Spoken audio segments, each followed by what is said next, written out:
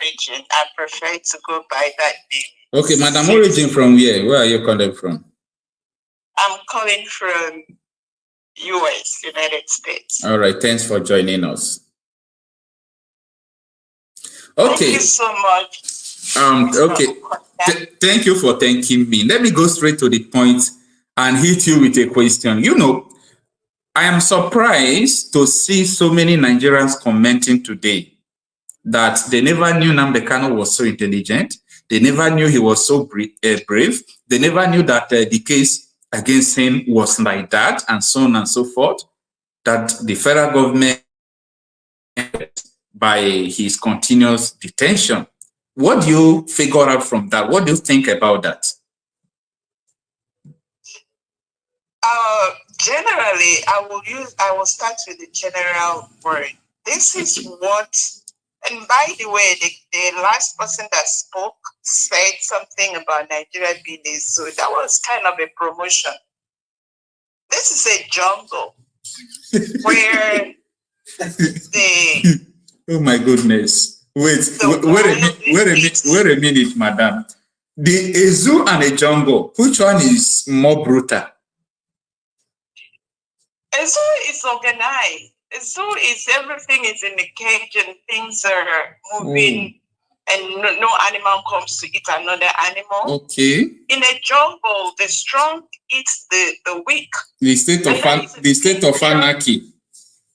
And there is anarchy, you know, it's like, excuse me, I hope they just look at the picture of where, you know, we are, that nation called Nigeria.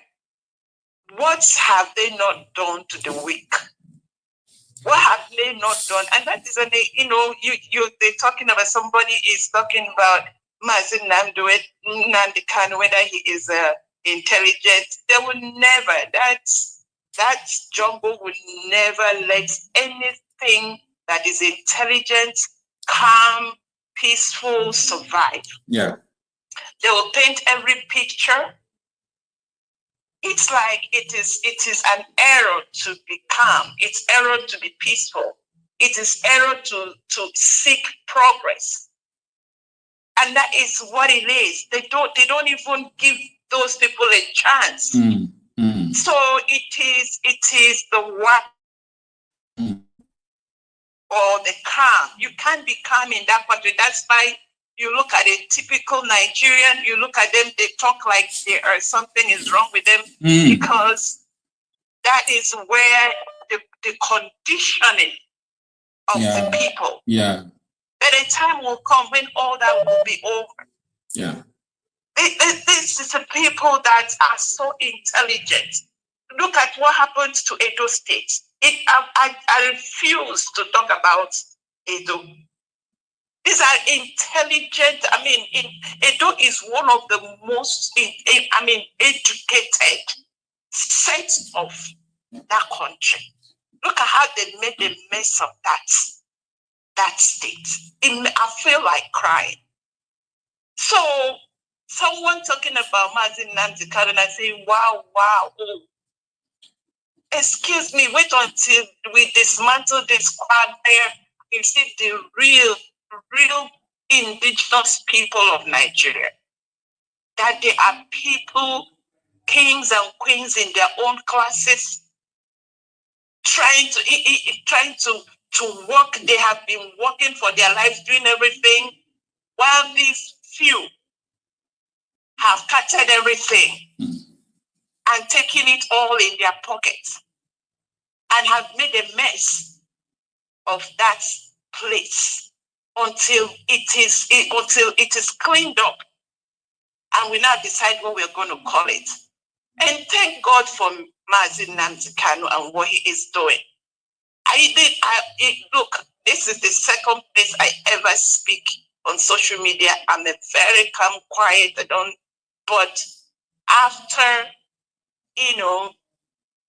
what happened 2023, and I began to study what is going on, I realized that no, it is an error to keep quiet. Not speaking up and is a sin. That's what I tell everybody. If you're awake, stay awake.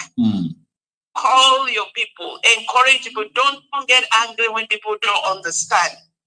They have made Nigerians, I tell you, they categorize Nigeria the way I look at it. I just kind of make things to help me navigate how I see what is going on. They have relegated Nigerians to 5 categories. We have the gullible, the ones that, that is how they conditioned.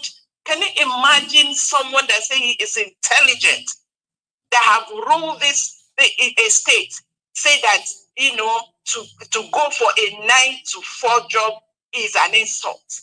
Can you imagine the mentality of the rulers in that country? So you have to submit yourself. It's so pathetic. Be a subservient and then beg for what belongs to you. Then that is how they get the few gullibles that do side this, dobale, and then rich few things, and then they give them what they have, what originally belongs to you. And you have the morons. I don't even know where they have placed them. When they say go and vote, somebody give you 10,000 naira and you collect. And meanwhile, inside his pocket is the rest of your life and the rest of your generation. Inside his pocket. It's so pathetic. I don't even know what to tell them. Anyway, my sister, you have 1 minute left. Just summarize what you want to say, and so that we can have another. What I'm saying is, please, if you are awake, stay awake. Let's wait for our brethren to wake up. A lot of things have been done to the people of Nigeria. That it is hard. I don't know when we are going to heal ourselves, but we will heal. Everybody, I thank God for what is as pathetic and as painful as it is, what they did to Nnamdi, but it woke a lot of people up. Exactly. I tell you. And it's still waking people up. They shouldn't even bother. You see how they are keeping him. That is the calmest they will ever get. Nnamdi is the calmest. They should never let the other kinds of one. They better keep that man. He is saving them. Arrest him there. Thank you. All right. We need not run away from the fact that more than ever before in the history of our nation, this is the worst instability we are facing. In fact, this is worse than the Civil War. Are you in PDP? Mr. President, the solution is very simple. Today, there are a lot of misgiving, a lot of misinterpretations of what is happening. Some people believe, some people in government are supporting this move. Some people believe, some people sponsor those who are destabilizing our nation within the country.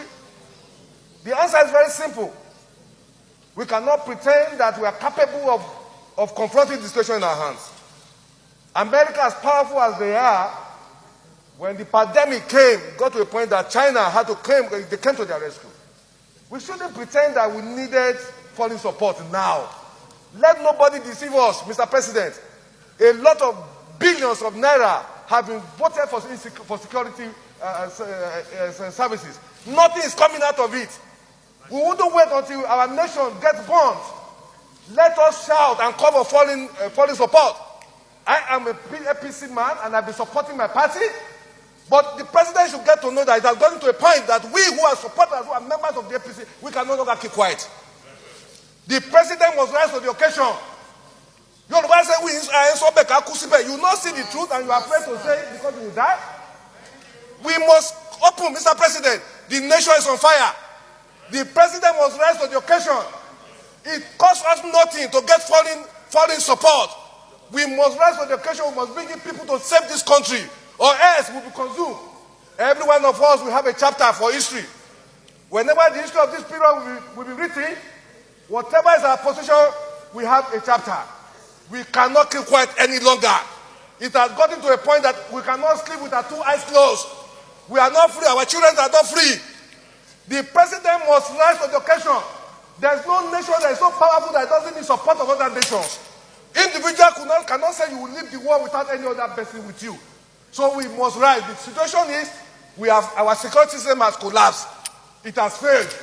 And because it has failed, we need to look for foreign support. It costs Nigeria nothing Forget the ego, forget the superiority of Nigeria in African nation. Today, we are facing serious problem.